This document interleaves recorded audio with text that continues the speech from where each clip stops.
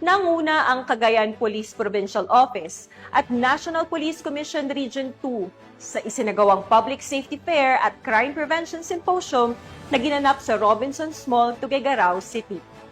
Alamin ang mga naging kaganapan ng balita mula kay Patrolwoman Janet Balad.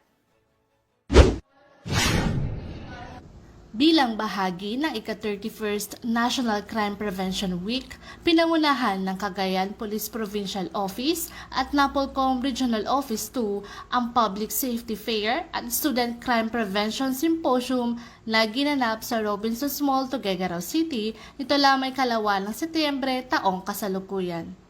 Dinaluhan ito ng mga kinatawan mula sa iba't ibang paaralan, ahensya at lokal na pamahalaan.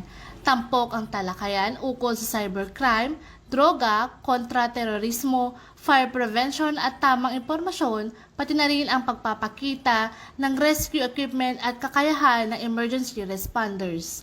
Sa mensahe ni Tuguegarao City Mayor Myla Rosario Estinque, binigyang diin niya ang kahalagahan ng pagkakaisa para sa kapayapaan at kaayusan. Pinuri rin ni Napolcom Regional Director Ramon M. Ranieses ang partisipasyon ng mga kabataan at ahensya.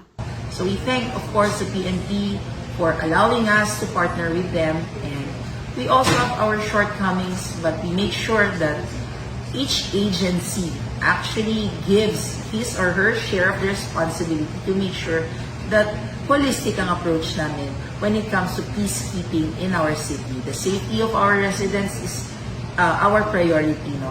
I enjoin all the other people, all the other agencies to work as well with our local police, our PNP, to make sure that all our programs are in line with theirs in keeping our safety a priority for everyone. Layunin ng aktibidad na palakasin ang kamalayan ng kabataan at publiko sa kaligtasan at pagpigil sa krimen.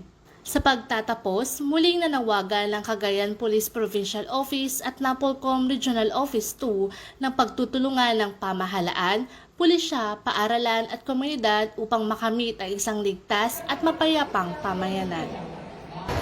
Mula dito sa Robinsons Place, Tuguegarao, ako ay ng PNN Correspondent, Patrolwoman Janet Balad, alagad ng batas, tagataguyod ng balitang pulis.